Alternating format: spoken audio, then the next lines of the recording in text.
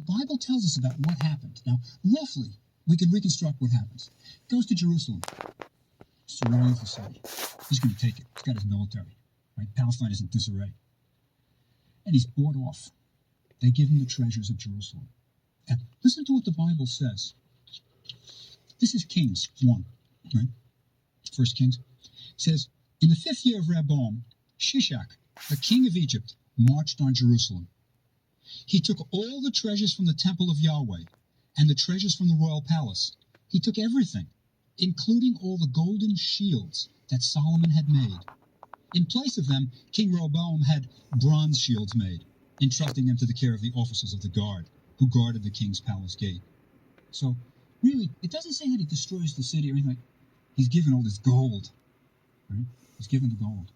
Interesting footnote, by the way. What does this have to do with Indiana Jones? Right? Well, one of the things that Shishak isn't given, at least doesn't say it in the Bible, is the Ark of the Covenant. Hello, hello, hello, hello. Well, it's time to go down that rabbit hole again. So I remember as a child hearing about Meshach, Indigo, and I think it was a third one. And I'm reminded of that as I begin this chapter of the audiobook. This is, again, Great Courses, The History of Ancient Egypt, presented by our speaker, Mr. Bob Breyer, Professor Bob Breyer. Wasn't trying to discredit the man. So, we have a looting in progress, a payoff, actually. This man has come to bring war. And the town is like, look, if you leave us alone, we'll give you this, that, and the third. But the professor says the one thing they didn't give up was the Ark of the Covenant. Like, nah.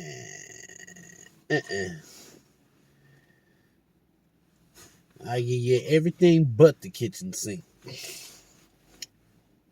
Family heirloom and such. So, shall we begin? That held the Ten Commandments, right? That's not mentioned, right? It's called an ark, by the way, because ark means box. That's why you get, like Noah's Ark. It's really a big box that floated on the water, basically. And the Ark of the Covenant isn't mentioned. That's why Indiana Jones goes looking for the Ark of the Covenant at Tanis in the Delta in Egypt, right? Thinking maybe Shishak brought it back, right? But anyway, he's at least given the gold shields. Now, what does he do? Does he take his booty and run home? No, he's on a roll. Marches north, right? Goes to Megiddo. Now, if you'll remember, maybe 10 lectures back, Megiddo was where Thutmose III marched all the way north, and he had that sort of defining moment where he could take 3 paths. He could either go through 2 wide opening places, or through the narrow valley, horse behind horse, man behind man, and he chose the dangerous narrow one to surprise the enemy. Shishak would have known that. He would have known that Thutmose III did that. It's written right on the walls of Karnak Temple, and those walls were up there for Shishak to read. It may have been hundreds of years ago, but Shishak knew. So he marches north to Megiddo, and he does just what Thutmose III does. He erects a stela saying, I was here, this is my land. Right? So Shishak is really quite a military presence, and he has united Egypt. He's got his sons everywhere. Egypt is under one king. It's on a roll. Now, what else does he do besides beat up people? He builds, and he builds on a grand scale. He erects the largest pylon gateway at Karnak Temple. It's right near the river. And if you think about how Karnak sort of just growed like Topsy, one pharaoh builds a temple, And then the next pharaoh wants to add to it and add to it. So it really grows from the inside out. So this is the latest addition to Karnak Temple. It's right on the river practically. And it's a big pylon. But what's most interesting about it is when you go in, it's where the tourists go into the entrance to Karnak Temple. When you go in, you can still see how it was built. It's unfinished, never finished. And as you go into the temple, look on the inside wall, and you will see the remains of a mud brick ramp still in place that the workmen used to get to the top where they were carving the top. So remember, with the pyramid, there's a little bit of a debate about how the pyramids were built, whether it was a long ramp or whether it was a kind of corkscrewing switchback road like around a mountain. At least for pylons, we know they had ramps. It's still there. And it's there mainly because it hardly ever rains in Thebes. So it's still there. But he does other things. He also built a gateway, separate gateway. It's called the Bubastite Portal, because they ruled from Bubastis, so they called the Bubastite dynasty sometimes. And on it, he's got lists of all these cities that he took in the Palestinian campaign, 156 of them. You got little fortresses. He draws a little fortress on the wall. You can see the little crenellations, the little bumps around the walls where the archers stood behind. And inside is the name of the city that he took, 156 of them. And one of them has an interesting inscription, really interesting. It says, if you read the hieroglyphs and you sort of say it out loud, it's Yudea Melech. Who? Melech means king, as in even in Arabic, it's Maluk, Hebrew, same thing. King of Judea, right? It's the king of Judah, the kingdom of Judah, showing him captive too. So he's bragging about his exploits, and he's doing just fine. Now, he was buried at Tanis, but his tomb was robbed, so very little has been found. His son takes over as the next king, Osirkan I. One of his inscriptions claims, and I emphasize claims, that he gave 487,000 pounds of silver to the temples. Now that's a lot of silver. A lot of silver. Either he's exaggerating, which is certainly possible, or they've hit the mother lode and the price of silver has dropped. But it is interesting that as he's talking about giving all the silver to the temples, his family is being buried in solid silver coffins. Oh, wow. Now, he is, again, going to follow the family pattern of putting your sons in good positions, placing them in good positions. And he does that. Takes his son, and he makes him high priest of Amun in the south. Not only that, he makes him co-regent. But the son never really takes over. But when he was co-regent, think about what he had. In a sense, you've got a king of Upper Egypt and a king of Lower Egypt simultaneously. One's your son, you're not going to have any problems. So, it looks like Egypt is going to be stable. The son dies, though. This is a son named Sheshach II. He dies before he can become king on his own, right? And he is succeeded by a king about whom we know hardly anything, except his name was Takalot. And now I want to tell you about this fourth way I told you we had about knowing about these dynasties by Pierre Montai's excavation. It's one of the most amazing excavations in the history of archaeology, and nobody knows about it. You might be wondering why. Yes. Pierre Montet discovered it during World War II, and there was a war raging around him. Right? North Africa had a war going on, and he is excavating a royal tomb. Very difficult. Montet was an interesting archaeologist. Okay, all right. That's all fine and well. My problem with that is, why? Why is this like going over people's heads? You are literally digging up ancient black people. Not only are you enslaving the current population of black people, but at the same time, you're on the other side of Africa digging up ancient black people. Taking all the gold, all the silver. When I'm in Africa, you in Africa. Taking all the gold, all the silver. I want some of that too. And then they say, oh, well, you can't teach black folks nothing. They can't learn nothing. Dude, we're quite capable of understanding finances. And at that time, we had our own way of determining what was valuable and what wasn't. Gold, silver, pearls, all kinds of stuff.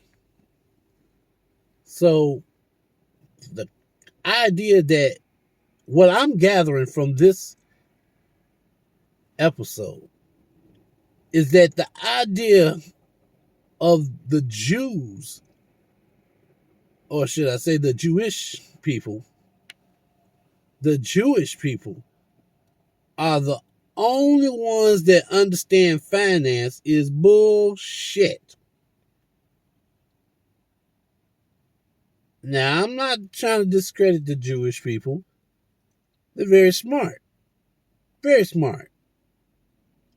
But what I'm saying is that before we even knew what a Jewish person was, the original Jews, the black Jews, call it whatever you want to call them, the children of Israel understood finance to some degree. So then we get here to the United States, and all of a sudden we dumb. We just a bunch of dumb animals. Can't learn nothing. But then at the same time, you got these same people that's saying this are saying that you should never let the black folks learn to read and write. Come on, pick a struggle. Which one is it? Either we're incapable of learning or you are afraid of us learning. If you're afraid, that's cool. You just give us a stretch of land, let us do us, and you take the rest. But see, you didn't do that with us. You invited the Asians over, helped them out. You invited other white people, Europeans over, helped them out. But the black people, no, not at all. You helped us to the courthouse. You helped us to the jailhouse. 40 acres and a mule. Then you turn around and rescind it. Why? You turn around by presidential order and say, no, they're not getting 40 acres and a mule. But then as soon as all hell break out, we need every available man to fight in our war, including the black people. But we don't get shit for it. Like it's been said before, if we wanted y'all dead, we would have been done it. We just want to be left the fuck alone. Give us our money. Stop charging us this outrageous taxes for no reason without fair representation as to why you charging these outrageous taxes. And the next time we build up our community, don't let your ignorant ass nephews, fathers, and brothers come burning shit down and then don't want to take responsibility for it. That shit ain't cool. You burnt down towns. You literally burnt people, killed people for no other reason of jealousy. But when it comes time to pay your debts, when it comes time for the government to pay its taxes to the black people, tax evasion. You owe us from then and now. Straight up, you just owe us. But like I said, my understanding of this episode, black people knew about finance. They had their own way of determining what was valuable and what the value was on certain things. We were never dumb. We were never idiots. Naive, a little stupid, but that's about as far as it goes. Let's continue. Technologist. He started his career in the 1920s in the Levant, in Lebanon, Syria, and he discovered many objects with the names of Egyptian kings. And he became interested in these foreign exchanges. How does an Egyptian object wind up in Byblos in Lebanon, And he became interested in this foreign exchange. So he decided to excavate in Egypt. Now, where is he going to pick? The Delta. Remember, the Hyksos had been there, right? You have the Libyans are there. So he goes to the Delta and he excavates at Tanis. Now, he excavated at Tanis because he wrongly believed that that was the biblical city of Ramses. Because it had all those big statues of Ramses. It was a reasonable guess. But if you remember from the last dynasty, they've been brought over. They've been hauled over by the new dynasty. So he was wrong about that. But his selection of a dig spot was perfect. 1939. He is excavating at Tanis at the Temple of Amun. And he decides to pick up the pavement stones of the temple itself. In other words, temples aren't just built on mud, you have paving stones. Picks up the paving stones and... Now, sorry, Professor Breyer, I got to cut you off for just a little bit. Now, he talked about how these structures had been moved from their original spot. And that got me to thinking. I've been hearing chatter that ancient Africans traveled to the Americas before it was called America and built some stuff. It's possible, but my question to the community, my question is, do you think it was a matter of them building here, or were these structures looted and brought here? See, the government allowed these excavators to go over to Africa, take whatever they wanted, to make America look good. They wanted to make America look better than the rest of the world. But then they turn around and divvy up Africa. Oh, that's nice. That's nice. They got any more? This is not Walmart. This is not supposed to be available to everybody.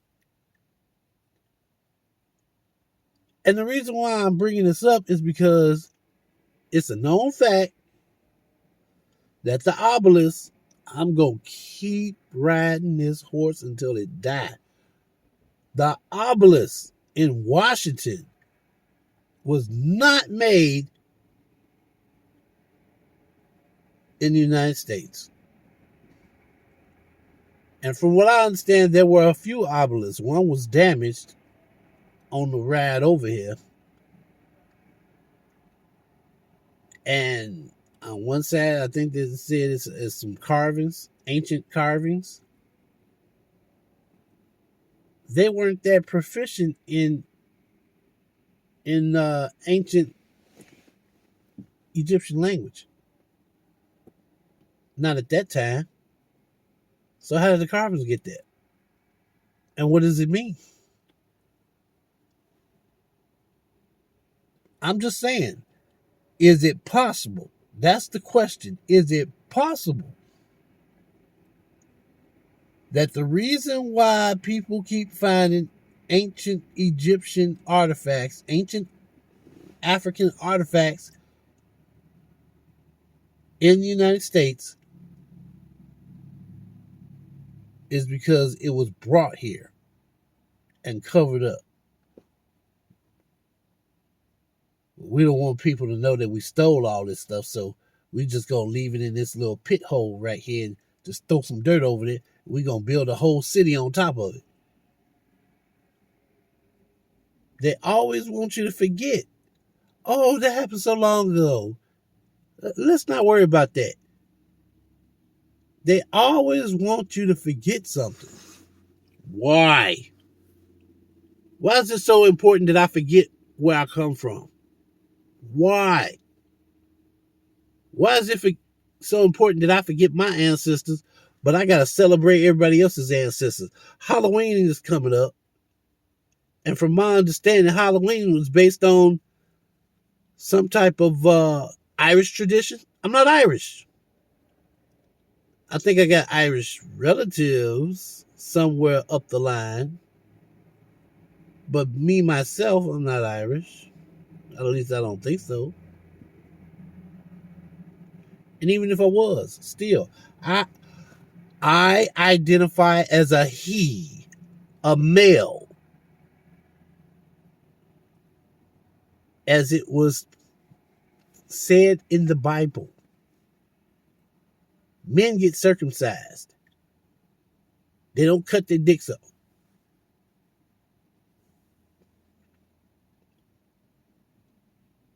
Nobody said, we got a lot of boys. Maybe we should just chop this one up and train them to be a girl. No.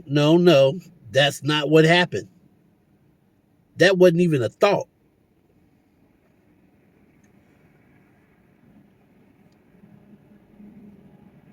I'm just curious. If anybody has the same thought, leave a comment. Do you think that these artifacts were brought over here or were they built over here? What do you think? Let's continue. He finds a tomb, a royal tomb. Now, he enters the room and he finds that it's been robbed. It's been plundered. It has. But there, in that tomb, are the remains of the burial of the kings of this dynasty. So there are many objects still there, and this is an important source about how we learn about this dynasty. But the story doesn't end there. Behind that plundered room was another room, intact, a hidden room. And when he entered that, he found inscriptions on the walls that said it was the tomb of the king Pausanias. Remember, Pausanias, also pronounced Susani, same pharaoh. And there was a coffin, a silver coffin, solid silver. But it wasn't for Pausanias. It wasn't. It was for this next king that I said nobody knows anything about, Sheshonq II. Right? Now, without Monte's excavation, we know nothing about this king. But think about it. We have an intact royal burial, coffin, solid silver, right? It's got a gold mask. It's even got little coffinettes. Now, remember the internal organs were taken out and placed in canopic jars? 4 canopic jars? Well, Tutankhamun had very special ones, going back a few centuries. His canopic containers were little coffins. 4 of them for the liver, stomach, intestines, kidneys. Sheshonq II had exactly the same thing. Little coffinettes. Somehow, the memory was there of this sort of... There's nothing in between the 2 kings who had other coffinettes like this, but somehow the memory... But this is an important burial. Think about it. A royal burial, intact. But it didn't end there. Behind that tomb was another intact tomb. That's where they found the intact burial of Pausanias, the king. And it didn't end there. Monte really found 4 virtually intact burials. I mean, when he got to Pausanias' burial, he had to chip away a granite plug about 5 feet by 5 feet. It took him 6 days before he got into the tomb. They really wanted to prevent robbers from getting in, and they succeeded. But there's a funny ending to the story. He found this intact burial, and there was still another chamber behind it. Now remember, he's working pretty much in secret. He doesn't have guards. There's a war going on. Doesn't want anybody to know he's found gold and silver. Right? He's not broadcasting it to the news media, saying, come on in and take pictures, not like Tutankhamun. But word gets out, of course. You can't keep such a thing secret. He's got workmen. And who shows up on his excavation? King Farouk. King Farouk arrives one day. Gets a tour. Explains that there's an intact tomb there, but I'm not ready for it because I've got to consolidate what I've got so far. Farouk says, open it. Right now, it's his country, right? Monte opens it, and it's another intact tomb, right? Well, Of the son of Pausanias, Ameno, right? So he's got another intact tomb.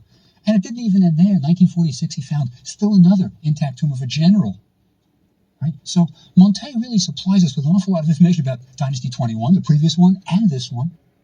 It's a fantastic treasure that people just don't know about. Monte only published it in French. You can't get an English translation of his work. oh, hell no. If you want to see it, go to the Egyptian Museum in Cairo.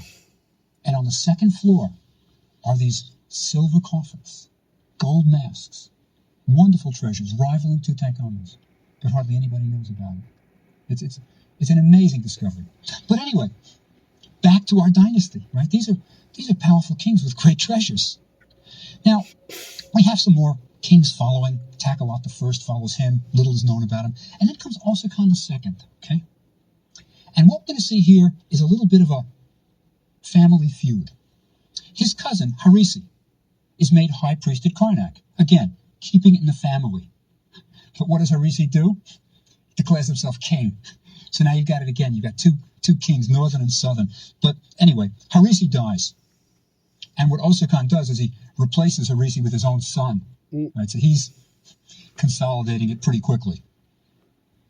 Now, at this time, though, there's going to be a threat to these Libyan kings. Right? Assyria is growing strong. Assyria, right? All the way to the north. And they're marching south. They're marching south. And believe it or not, I mean, given what we've had about history so far, something rather surprising happens. Egypt allies itself, right? Allies itself with Byblos and Israel and marches north and stops Assyria on the Orontes River, far away from the border of Egypt. They don't want these Assyrians coming close, right? So, at least for now, the Assyrians are moved out. Now, we have another king coming in, Takelot II, son of Osirkon II. And he maintains the stability. Things are stable, right? He builds. And what we have to understand at this point is, where is this stability coming from? It's coming from the wealth of Egypt. You see, even in times when Egypt is politically in distress, when there's feuding, there are certain constants. Now, what are the constants? The Nile is overflowing. Doesn't matter what your politics do, that Nile is going to overflow. And that Nile is going to enable your peasants, your farmers, to grow crops. More crops than you need. You're going to have a surplus of crops, because that's the great thing about Egypt. They can always grow more crops than they needed. That's how you can afford to feed thousands of priests for the temples of Amun. And that's how you can afford a standing army. So the peasants are going to be growing crops. And this surplus you can trade for things like silver, gold. So there's a kind of wealth of Egypt that's almost impossible to kill. It's not like, for example, when a neighborhood runs down, it's kind of gone, there's no value to it, it doesn't have anything positive about it, people aren't interested in it. When Egypt was in turmoil, people were always interested in it. It was still wealthy. Still wealthy. So during Takelot II's reign, there's a kind of stability of wealth. But during his reign, there's a civil war. It lasts for nearly 10 years. Back and forth, people want the wealth within the family, perhaps. So there's battling, real battling. There's one kind of rebellion where Takelot moves quickly, kills the leaders. Doesn't just kill them, though. That's not enough. Not enough. He burns their bodies. Oh, wow. Now, that's a statement. No chance of immortality. Right? Remember, they are resurrectionists. If you don't have your body, you're not going to get up and go again in the next world. So he burns their bodies. I mean, it's a kind of brutal display of, don't mess with me. Doesn't want the civil war to continue. Anyway, the civil war does continue. Right? There are problems at the end of this dynasty. And we even have a group of people popping up at another Delta city, Leontopolis, Lion City. Now, it's important to remember, this is in the Delta also. These people are ruling from Bubastis in the Delta, And now we don't have faraway kings claiming they're king. We have them almost next door neighbors in the Delta. And this is a dynasty that it's a competing 23rd dynasty. We call them 23rd. They're minor. They're nobodies. But they take names that you like Sheshonq, like Osorkon. They're naming themselves after the great kings. So we have this kind of spurious dynasty, Dynasty 23, ruling in the Delta. They're not ruling much. They're just putting their names in cartouches, calling themselves kings. And this dynasty, the real dynasty, our dynasty, the dynasty of Bubastis, ends with Osorkon IV. Right? It ends with him saying, I'm king of all Egypt. And it ends with a few of these minor kings of the other dynasty claiming that they're kings. So, in a sense, we began by unifying with the Libyans. But it ends with a little bit of divisiveness. They did great things for 200 years. Don't think this is a brief, passing fancy. They were kings for 200 years. But it ends again with a little bit of a division. But again, Egypt is going to be united once again. But this time, by people who are very closely tied to the Egyptians. The new united comes from a surprise place, Nubia. We'll talk about him next time. Huh. So,